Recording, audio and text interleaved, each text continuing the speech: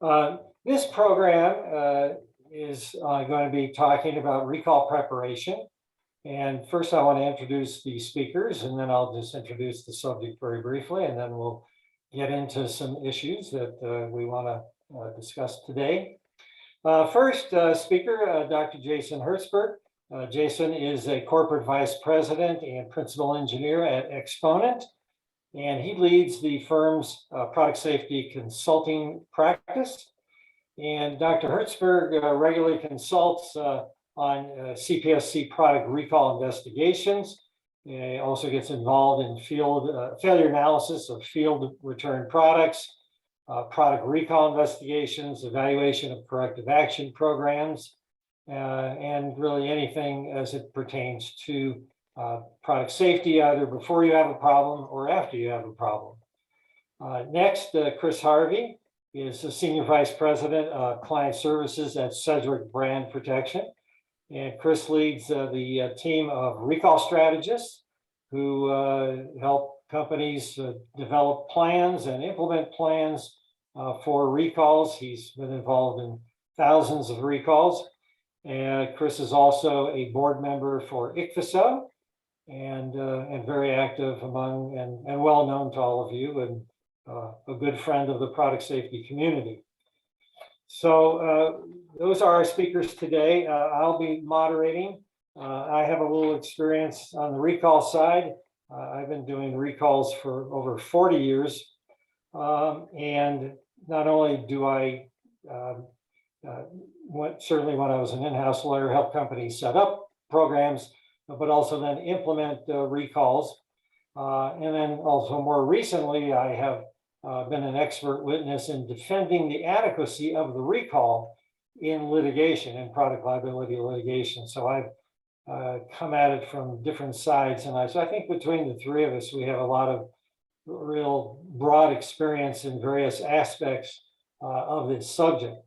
And one of my sort of pet peeves over the years has been, how do we get companies to try to prepare to do a recall when they've never had a problem before? Or in some cases, when they've never even sold the product. They're just starting to sell the product. And what do they need to do to think about recall during that process, during that phase? It's hard to get companies to do that, and that's just human nature, because that's not really anything they're interested in doing. But as you'll hear today, a lot of these things really need to be done before you start selling the product. And believe me, if you do some of these things, many of these things, one, you can better identify problems as they occur in the field. And two, if you do have to do some kind of recall or corrective action in the field, it will be a lot easier to do it if you have done some of these things before you start selling the product. So prior webinars have talked about how to do a recall once you get started on it. But I thought that it's good for everybody to hear about these things, and the kinds of things that you can do to prepare for them. I first learned about recall preparation and got good information on it from our good friend, Don Kornblatt. I was an in-house attorney at the time, involved in recalls for my company, and was introduced to Don Kornblatt, who had just started his recall business. And I'll never forget Don regaling me with, and so proud of the warehouse that he had, and telling me how he could be up and running with an 800 number and a crew of customer service folks to run a recall within 24 hours.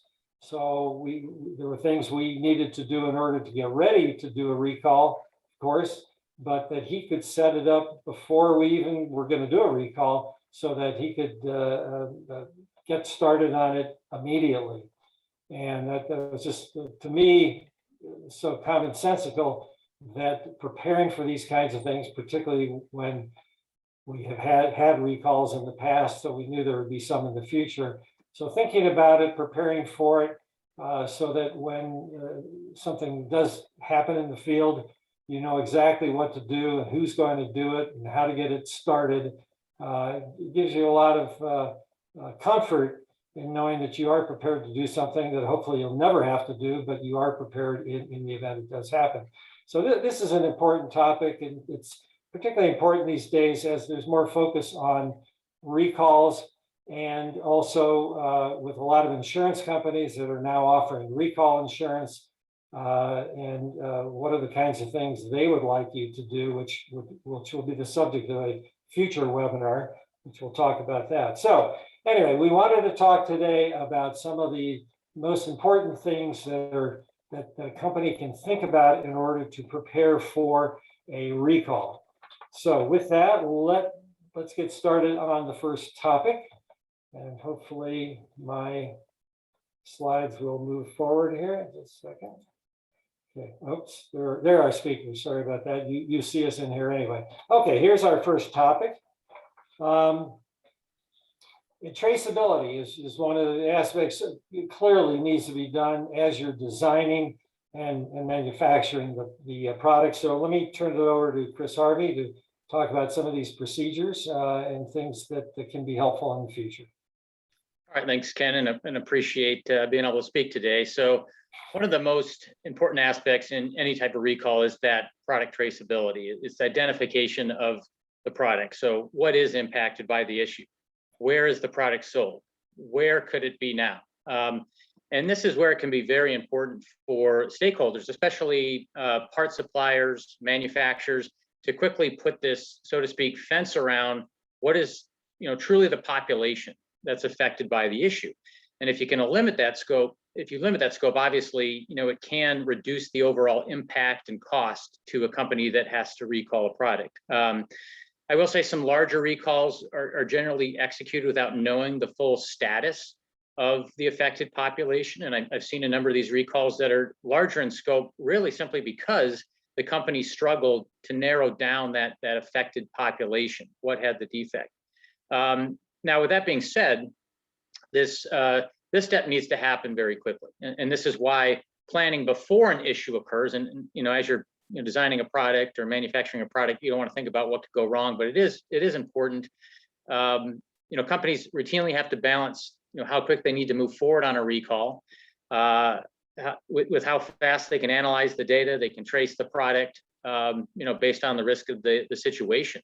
And whether it's poor data, lack of traceability, maybe just a general internal slowness at which they can put this fence up, it could result in this larger scope of product being recalled. And I will say, from my experience, companies are challenged with this regardless of their size. Obviously, the cheaper the part, cheaper the product, the less likely manufacturers want to spend putting identification in place and different levels of traceability. But companies should be thinking about, what if something went wrong, and how are they going to handle that? I remember a supplier a couple of years ago that identified an issue with a component they sold, and it did play a role within a potential fire hazard. And the component went with an electronics product. It was also sold separately as well. And it was distributed by this supplier to a number of different brands. So it had a bunch of different paths down into the supply chain. But they had lots of challenges. They struggled to quickly identify which of the parts had defect, which they were able to narrow down a little bit, but did a much broader recall than they probably needed to. They didn't have good data on exactly which of the affected parts went where with their customers. So they had to go broad. They had to notify everyone, all their customers. And third, they didn't really have a unique identifier, which made it difficult for their customers to notify down, and their customers to really identify if they had affected product, or maybe it was something that was newer, maybe non-affected. So essentially, they could have executed a much smaller recall, maybe only impacting one of their customers, a smaller consumer population. But due to the lack of traceability, they weren't able to. And I do remember the suppliers' customers really struggled because consumers had trouble even identifying if they had the product or not. So definitely an issue. But this product traceability, identification, labeling, it's definitely important at the front end with suppliers and manufacturers, but really throughout an entire recall, down that entire supply chain. If a retailer has trouble themselves identifying what's recalled or not, I've seen a lot of shelf sweeping where a lot of non-affected product comes back. If they are tracking who may have purchased it, they may have to do, again, a broad or widespread notification out to those customers. So there's definitely an impact. And then, firms who are designing product, they need to make it easy for the consumer to identify, do they have affected product or not? I remember a couple examples, probably 5-6 years ago, a power bank recall, and it was a promotional item, so it was a cheaper type product. But you couldn't tell just by visually looking at it, was it affected in the recall or was it safe to use, not affected? And obviously, consumers struggled with that. Also, electronic device a couple years ago that had a damaged defective lithium battery in it. And really the only way to identify it was by the model number. Now, obviously, if you take the product out of the package, you don't have the model anymore on the packaging.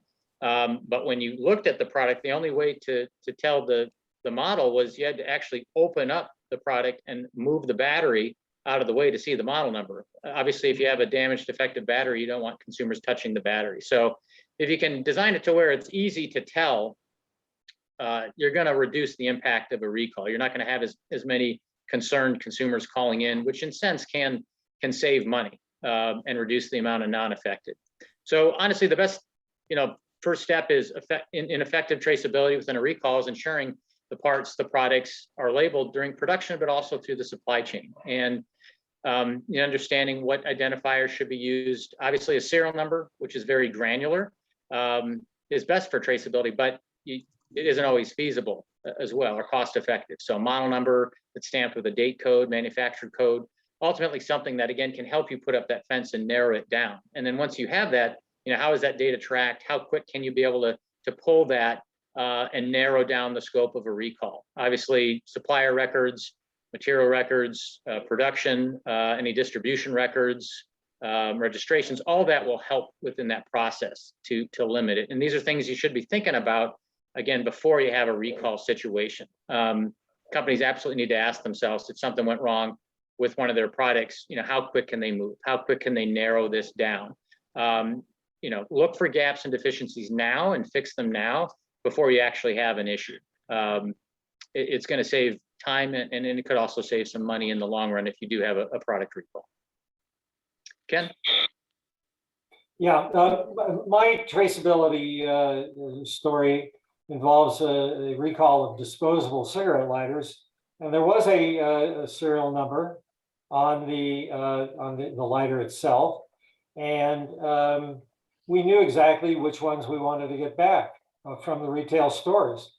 However, the packaging, the blister packaging, blocked the view of the model number, or the serial number, I think it was. So we were trying to get 50,000 products back, and instead we had to recall 600,000 products. And in order to distinguish between the recalled product and the not recalled product, 600,000 packages had to be opened up. So they had traceability built into it, but they didn't think about it well enough to know that it's got to be packaged in a way so you can see the number that you want to use for traceability. So just a good example from what Chris is talking about, how you can really save a lot of money, time, and effort by thinking about that as you're designing the product. So let's. I got one more quick wrinkle of a traceability problem with a client that I had a number of years ago. It was a third generation ladder producer, and it turns out that I determined that the rivets that were being used in newer ladders, like a second sourcing of rivets, turned out to be a problem. Now, the good news is you could identify the one rivet, the bad rivet, from the good rivet in terms of supplier. So that was good. But the bad news was that the company, even though they had that traceability visually, were interchanging the use of rivets on any given ladder.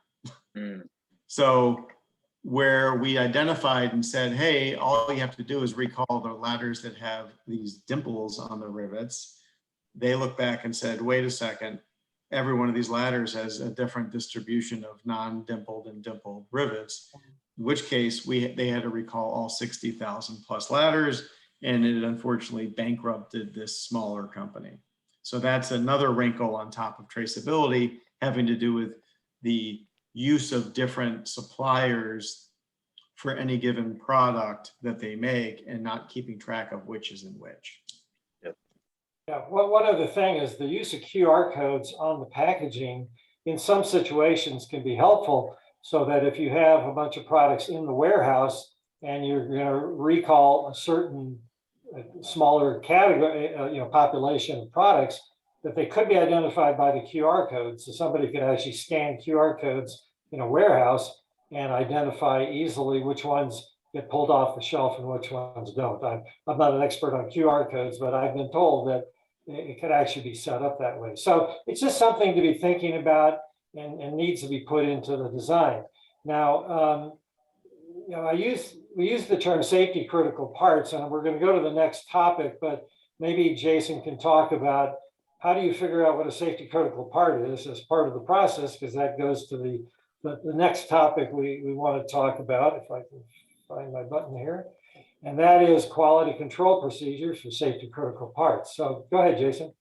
Yeah, so actually, if you can go to the next slide here, I think I have a picture of a example of a DFMEA. Yeah, I mean, you may not be able to read all the entries there, but this is, some of you are familiar with in the design of products, may be familiar with this tool, failure modes and effects analysis, known as an FMEA.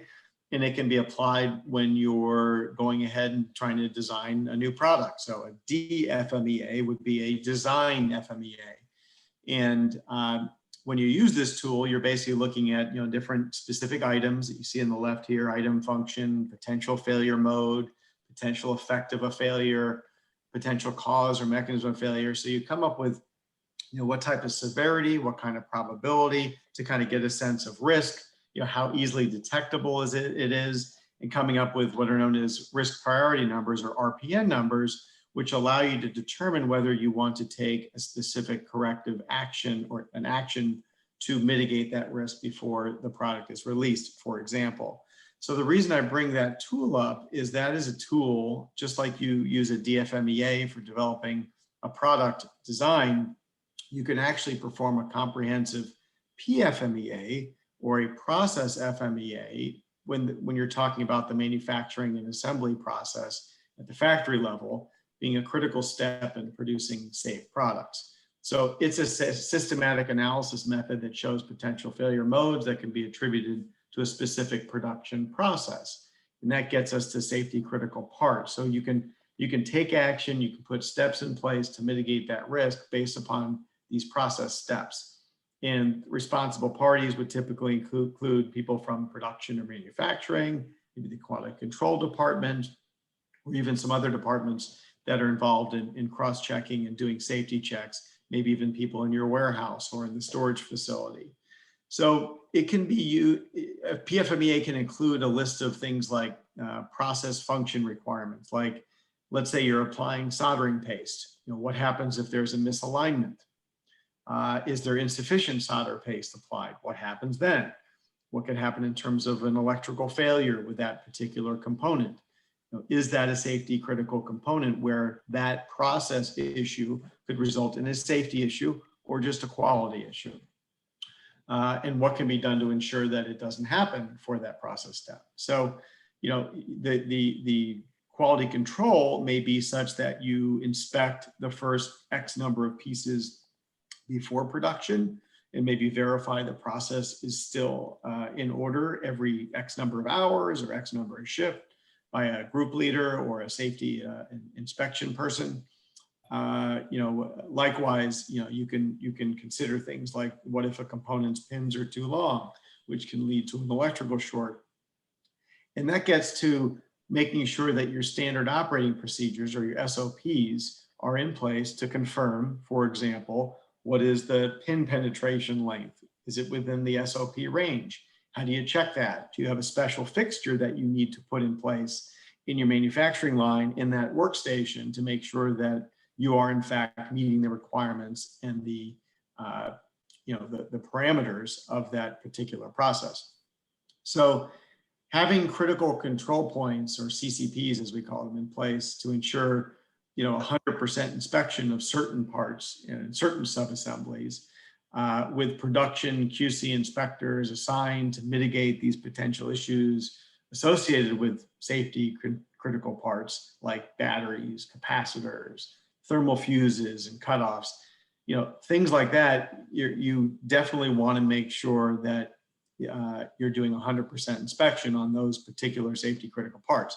Now, if you're talking about other aspects of the assembly, other parts that, you know, are not safety critical, and you've determined that through your, you know, DFMEA and your PFMEA, well, you know, in that case, you don't need 100% inspection of all these parts, and you don't need to have a certified inspector in place in the assembly line at that particular step or location to ensure that everything is done absolutely correctly. Clearly, you want it to be done correctly, but you want to really target and put those SOPs, those custom fixtures, those safety inspectors in the places along your assembly process line that are deserving of that level of attention. Basically, much of it really comes down to, you know, what level of corporate risk you're willing to accept and how large of a recall that you're prepared to do. So I can give you a quick example. I think we can go to the next slide there, Ken, for a sec. Yeah. So here's an example. It's always nice to give examples instead of theoretical examples. This is an actual example of a very large recall that I had that involved the question of rigorous quality control procedures for safety critical parts in the factories. And it was a product recall investigation that I was doing that involved the potential recall of 1.2 million gas valves. So this was a global automation controls and process solutions company that received customer complaints, and the complaints were about their gas valves, and they were reportedly sticking open and creating a risk of fire and explosion, which is not a good thing to happen. So the valves were used in commercial ranges and fireplaces and furnaces and products like that. And I was asked to determine the root cause and the extent of the problem. So the way the gas valve worked, and you can see the picture on the slide here, is based on the action of a spring and an energized magnet. So basically in this construction, the magnet was intended to move up and down, depending on whether it was energized or not. And then in the process, either opened or closed off the flow of gas. And the flow of gas is shown by the blue in the picture. So on the top, the valve is open and the magnet is pulled down and the spring is compressed. There's a little spring there right above where the label is for magnet. And then in the case where the spring wins and the spring beats the magnet, if you will, then, you know, this magnet is platinum pops up and then you cut off the gas flow. And that's why you only see the blue on the left and you don't see the blue or gas on the right side of that valve. Anyway, what was happening was the magnets were sticking and they were sticking in a position so the gas continued to flow. So like the top picture. And the valve was supposed to be closed. So you have a sticking magnet. In order to determine why the magnet was sticking, we examined the bad magnet surfaces and we discovered that there was a residue that was only present on the magnets from the stuck valves. And we determined it to be a specific wax that was used during one of the manufacturing steps in the factory. So here I go, I'm going back to manufacturing steps. Well, after reviewing the manufacturing process steps, we discovered that a change in cleaning solution had been made. And it was based on EPA restrictions and regulations. So the residual wax was not being completely removed during the sub-assembly step, you know, an SOP from a certain workstation. And the high temperatures of the oven or the furnace or the fireplace or whatever housed this part in the real life caused the leftover wax to become really gooey and sticky. So that was the problem. So we were able to confirm this by doing tests in furnaces and whatnot. But the bottom line is the company did not perform a rigorous PFMEA, a process failure modes and effects analysis of the assembly process steps based upon the necessary change in that cleaning solution. And if they had, they would have explored the potential effects of this process change on the safety of that particular component. So this was a failure analysis investigation that brought to light and made it clear that if they had, you know, done what they should have done in analyzing the effects of changing this solvent, they would have they would have been able to identify, that there was a problem with the cleaning step and the potential implications of that. So that's my example for that. Any other comments, Ken or Chris, along the lines of this topic? Well, yeah, I was just going to say that the identification of safety critical parts is real important for what Jason was just talking about, quality control, but also helps you on determining the design. It helps you determine how important contracts are between you and if you're the OEM and the supplier of a safety critical part. And also, incorporation into the final product and its sales. So it allows you to focus a little bit more than you otherwise could, because those are the particularly important components you're dealing with, and also will help you determine traceability, because the traceability may be not necessarily of the finished product itself as much as a safety critical part in the finished product. And how can that be narrowed down? And that depends on your inventory control and how you install parts. So it's part of your DFMEA just generally, and so many things come from that, and important things in recall preparation. That's really a critical step in trying your best to identify the most important safety critical parts, if you can do that. So that's all I wanted to say on that. Can we move? We'll move to the next topic. Okay. Recall plans. This is real important, both from a company standpoint and from a possibly recall insurance standpoint, or just any standpoint that you do. And that is, how far do you go to develop a plan to, again, deal with a problem you haven't had before, or that you hope you never have to do. And in my professional experience, it's just hard to get people to do a lot in this area. They may take a plan out of a book someplace and slap their name on it and put it in the computer or on a piece of paper, and that's all they have to do. Well, that's not enough. And I'm calling Chris to talk about, how companies that are prepared to do these things, what kind of plans they develop and what's included. Go ahead, Chris. Thanks, Ken. And to add to what you said, I was reviewing a toy manufacturer's recall plan, and it had electronics written throughout it. And I asked, do they even sell electronics? Which they don't. They did exactly what you said. They found a plan online and just assumed that they could use that, which we do run into that a bit. So, but ultimately the foundation of being recall ready is this comprehensive recall plan that Ken is alluding to, and any good recall plan too should be multifunctional. So, understanding what the regulatory requirements are and objectives are, and that should be considered in the plan. What is needed to, protect the brand, which is part of a recall, and the reputation, the customer client relationships is important. Are there any legal and product liability considerations as well? So it's got to serve multiple purposes. It's really that template and game plan for when you need to execute a corrective action, and it's important to have in place before you have a recall type situation. I do get the question all the time, when do I need to have a recall plan in place? And I'm always aggressive with my response that it needs to be before you actually start selling product. They don't like to think about it, but you never know when something can go wrong. It can go wrong with your first product, and I can't stress enough too that recall plan needs to be comprehensive, but also custom for your company and the product that you sell. Just don't use a generic plan. So, what are your company's most likely recall scenarios, and consider that. It's okay to take a look at competitors that sell similar products to see if they had recalls. How did that go? What's the reason for the recalls? How did they execute them? But you want it custom to what you sell.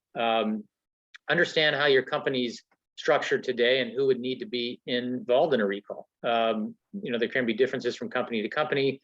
Understand, the supply chain, what partners are involved and need to be taking action if there's a product recall. Do you distribute product globally? That adds a lot of different complexity to a plan. How quick will these partners move? You want to make sure you have clear visibility into who's responsible for what and who's going to be doing what, and have that within your plan as well. Obviously, regulatory obligations, making sure that you're meeting those from a CPSC standpoint or other regulatory standpoint. I do recommend, though, if you have certain products like lithium-ion batteries, the DOT and even EPA could get involved from a regulatory standpoint and how you execute that recall. So making sure that you specifically call out some of those different nuances is going to be important. And then also, what is the scale of resources your company can devote to a recall? Most companies assume they'll never have a recall, which isn't really true. But they also assume it'll be small. So that you want to really think about, all right, what if it's small, medium, or large? And how is that recall going to be handled? Get that out of the way before you actually have to execute. The recall should very clearly identify who needs to be involved, who is on the team and their responsibilities. Most cases, there should be a recall team. They might be named something different from company to company, but they serve pretty much the same purpose. You'll have a recall coordinator that really needs to take lead. A lot of times you could see regulatory quality, customer service, logistics, and that'll differ from company to company. Especially smaller companies may not have all that, but that's really important to outline exactly who should be doing what, so it's clear. And then most of the plans, do outline complaint investigation.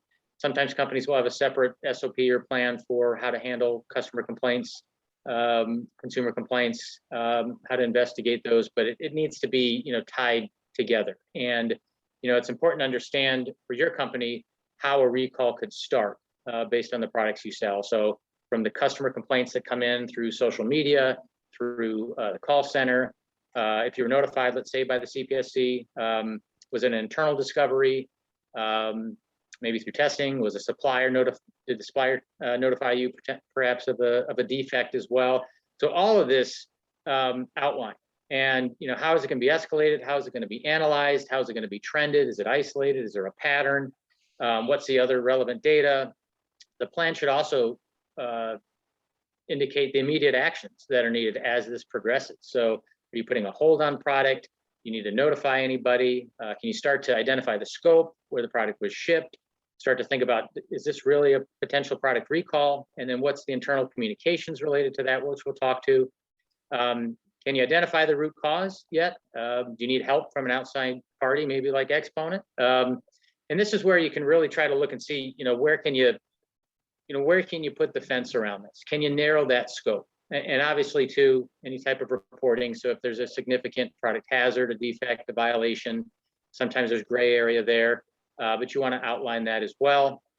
One call out I always ask for when talking to customers is who's the decision maker? Who's the final decision maker if you need to recall a product? And obviously in conjunction with the CPSC, but that's where I've seen companies stall or pause for a few days because no one wants to make the call. They don't know who makes the call. So make sure that title is written into the plan. It's going to help streamline the process. Obviously, the plan is going to include a lot of things. We only have so much time today. The one highlight I wanted to say that I feel like, from my opinion, is the largest section really should be the recall strategy, the execution plan. And from my experience, a number of companies are a little bit lean there, and they don't really carefully consider, all the different nuances that can occur across their products and how recalls could differ from recall to recall. But essentially, the strategy really needs to include, the product, the identification, how it goes through supply chain, how much product is recalled, how much customer response could occur. All that's going to impact the plan. Which customers are involved, and then what are the actions to be taken? How are you notifying the different stakeholders? So the customers, consumers, the media, investors. How are they going to respond? Call center, website. Outline this. What should the customer do with the product? Can it be destroyed in the field? Should it be returned? What happens to that product if it gets returned? What's the remedy, replacement, repair, reimbursement? Is there an alternative? Is there extra incentives?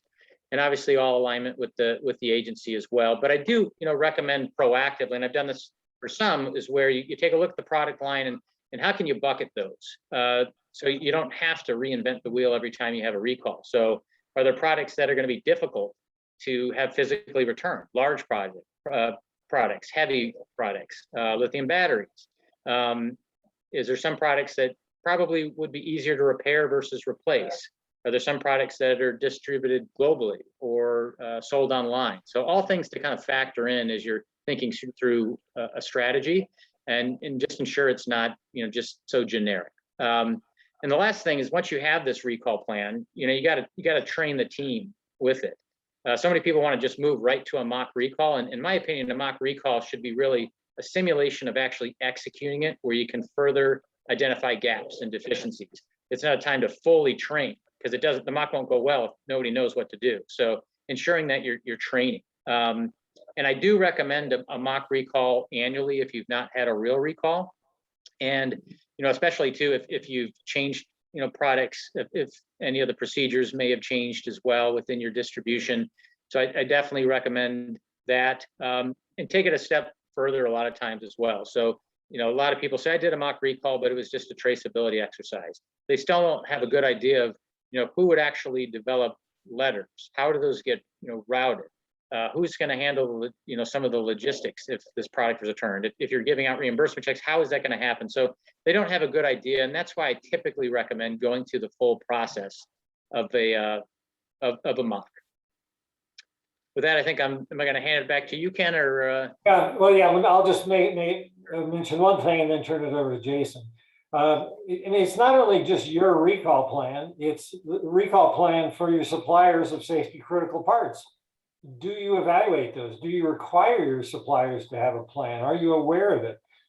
Do your suppliers know when to contact you when they've had an incident or a near miss that has to be investigated, or whether there's a regulatory requirement for reporting? So it's not just yours, and that goes back to the earlier point about safety critical parts, because those are the ones you want to focus on, and that would include knowing what your suppliers have planned for, what knowledge they have. Do they know when to call you and involve you in some of these potential issues? I'd say just over the past 5 years, we're seeing more and more distributors, retailers require recall plans. They want to see them. They want to be comfortable before they buy. Yeah, definitely a changing trend. Okay, Jason. I have a couple of comments here. There's some overlaps. I'll try to keep it different. But the process-related topic certainly gets you to talking about a workable product safety compliance program, making sure that one is in place. Something that's now expected, of course, as opposed to something that's just required if you have a corrective action plan. But you have to have the right documentation in the form of safety and quality policies and procedures. But you also have to show the process is actually being implemented and it's effective during its implementation. In a tool, if you go to the next slide, Ken, a tool that we use to help companies get a sense of their product safety compliance program and help to spot gaps and opportunities for improvement is the formal development of a RACI chart. And what is a RACI chart? Well, it's a very established tool that allows you to document roles and responsibilities for different business activities or processes. So basically, you determine who is responsible, who's accountable, who's consulted, and who's informed for every particular activity, and you have it by title and by person in the organization. And what you create is this charter dashboard that allows you to look at safety specific activity. And this can be done you can create this for the table of specific activities for an entire spectrum of activities, from everything from corporate culture to enterprise safety standards to raw material part control, supplier, trial production employee selection and training, incoming quality control, production quality control, product storage, supplier expectations, product tracing and recall scoping, and database management. I mean, the whole gamut of a product life cycle. And you can figure out what you're doing, who's doing what, and you have this dashboard and view of your whole organization as it relates to safety. And it can be a really important exercise. I've gone through this with colleagues for companies, multinational companies, and who have now, at the end of the exercise, have come to us and said, well, now I know what we're doing. Now I actually know what the whole company is doing as it relates to safety. So it's a really powerful tool, especially especially if you have new people coming into the organization in different roles and want to know how they fit in and what they can do to affect change, for example. One particular example of a formal process that can be set up, which I think references something that Chris talked about, is potential customer incidents and complaints. And I've seen companies put in place, for example, what's known as an 8D process. 8D meaning 8 disciplines. And it's it's pretty, I think it's pretty familiar in quality circles, but it's basically a problem-solving approach that includes representation from various departments when an issue arises. So you'd form this team, you'd have subject matter experts and stakeholders with knowledge of the product. You'd have legal involved in many cases. You define and describe the problem, you determine what the root cause is, you'd implement the corrective action, you validate and implementing the corrective action, you take preventative measures, and you have this whole process in place by which you deal with issues as they come in.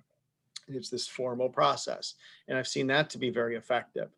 Another key is to have IT systems that are in place to help identify and document all project-specific product stewardship management actions, including traceability information, ideally all the way down to a component level. But basically having a comprehensive IT system, the databases in place to be able to search and everything's connected is a really important part of a product safety compliance program in our minds.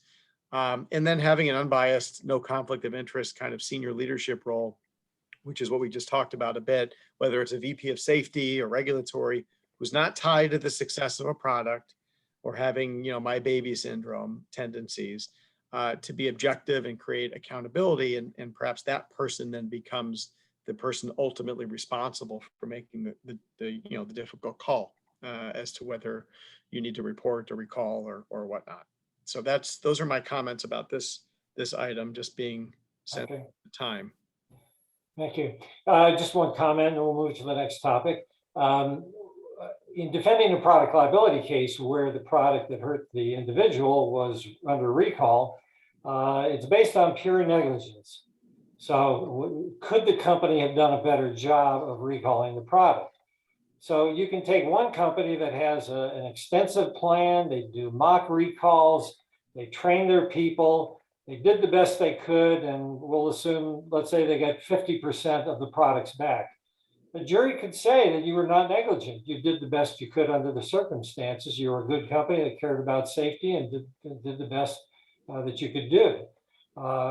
And you could win that case on the concept of negligence. Or you have another company that doesn't have a plan, that doesn't have a program, nobody knows what they're doing, they're scurrying around when the problem arises, and they still get 50% back. Well, a jury could say they were negligent, and if they had done a better job, they could have gotten 70, 80% back. This accident would have been prevented and hold the company liable for negligence and maybe even punitive damages. So a lot of this is perception. Whether it improves the result or not, it's hard to know. But you always want to look like a company that cares about safety. You're organized, you planned the best you could about events that are unknown to you. You've documented the process. So later on, somebody can testify to what you did and what you didn't do and why you did it. So these are all important things. And so part of the recall preparation process, I think, is also trying to think about how do I defend the adequacy of what I've done to either my shareholders, a jury and a judge, maybe the CPSC, or my customers. So it's all good things to do is to document this process. So Chris, you have anything, or I'll move to the next topic? No, you guys covered it. I'm good to move. Okay, very good. Okay, now we've got just a few questions in there, so I'm going to go a little bit past where I'd stop for questions. I think we'll do one more topic, and then we'll get a few questions in here, and we'll see how it's going. So, training of everybody, both employees and customer service personnel.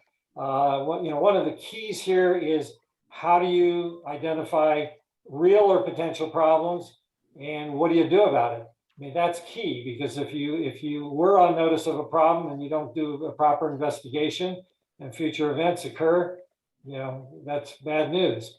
So let me call on Jason to talk about the subject of how do you train everybody to know what to do if problems arise. Yep, thanks. So yeah, I'm sure from a Chris and I will have different aspects that we can, that we routinely help companies with in terms of the process itself. But clearly it's critical to plan out up front, but also to revisit and modify as the product is developed through prototype engineering validation, design validation, production validation, mass production stages, and of course, after the product's in the field, and once you get the feedback that's coming back from the field, from the standpoint of training customer service personnel. So I think that, look, generating a frequently asked question, FAQ, is clearly a good place to start, but it includes, as part of training, having the customer service personnel team interact with and use the actual products to gain a hands-on understanding of how the product works and responds, and that can be very insightful. It's sometimes hard to understand what customers are describing or concerned about unless you've had an immersive experience and use it yourself. For example, let's say you have a customer service support team that's fielding calls or complaints or incidents relating to a drone product. Well, you may be able to capture some of the critical information from a FAQ or a list of specific questions, but if you've had personal experience with the product in terms of using and going through the exercise of using the product under different conditions, different scenarios, there are other ideas for questions that you may have based upon a higher level of appreciation of the functionality and the nature of the product.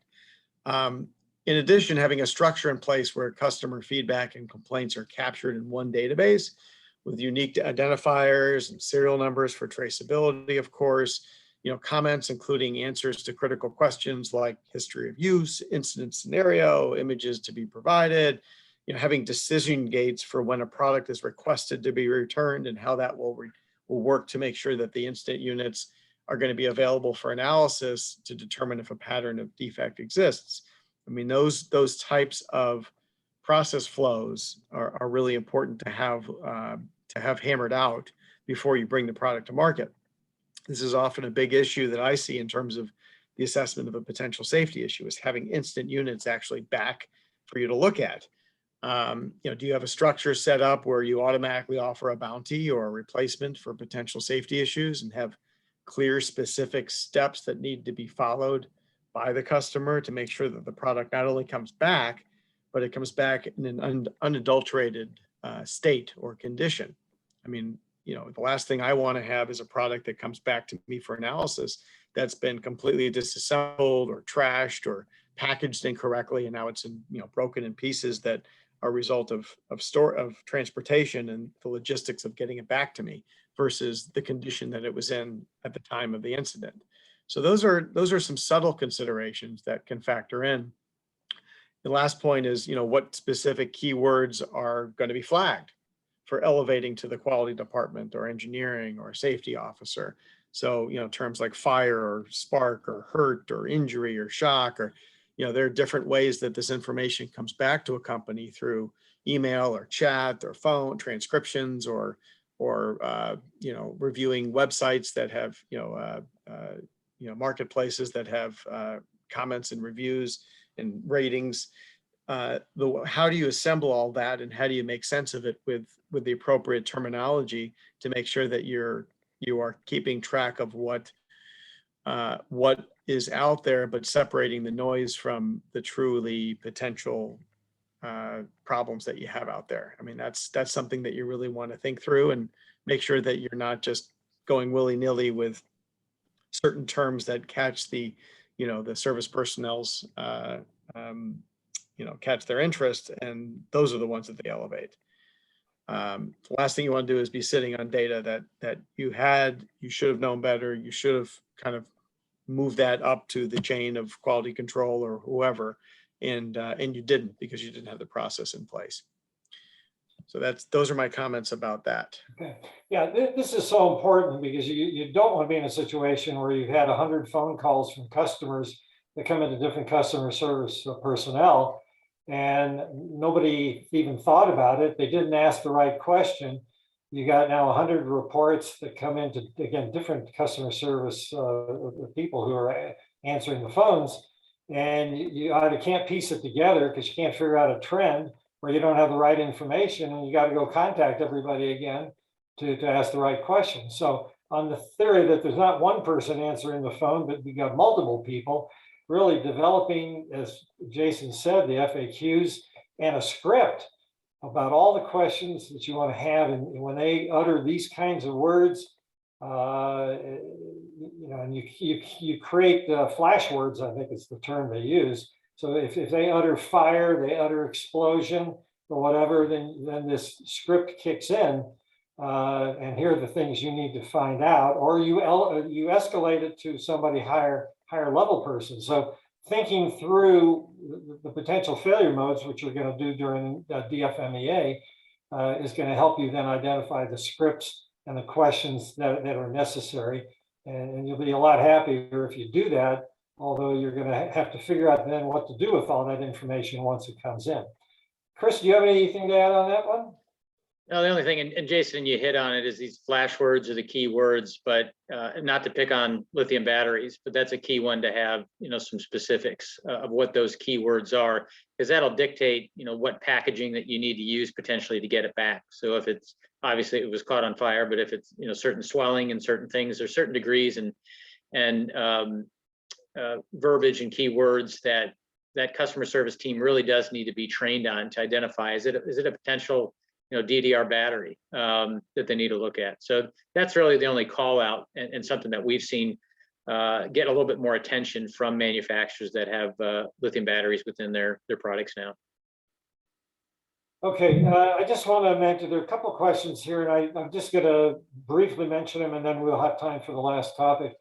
One is asking about the big blocks of activity that are recommended in a recall plan. I'm going to defer that because we're gonna post some information on recall plans and maybe put even some sample plans in there. So it's so specific to a particular industry and how you get information, where you get it from, how you distribute it. It's hard to say exactly what should be in every recall plan, but we'll give you some more information that we'll post on that, so we don't have the time to get into that. And the other thing, the question was about, when is a recall mandatory and how do you determine it? Well, that gets into the issue of recalling, which I wanted to do recall prep rather than how to do a recall. So I want to hold that maybe till our second portion of the webinar on recall preparation. And then the last one is understanding the root cause. Do you need to know the root cause in order to figure out either how to trace products or where the problem occurred or what to do about it? I'll ask Jason that one, the root cause analysis and how it fits in here. Yeah, I mean, look, largely it's hard to find an exception to that where you can't really control what you don't understand, right?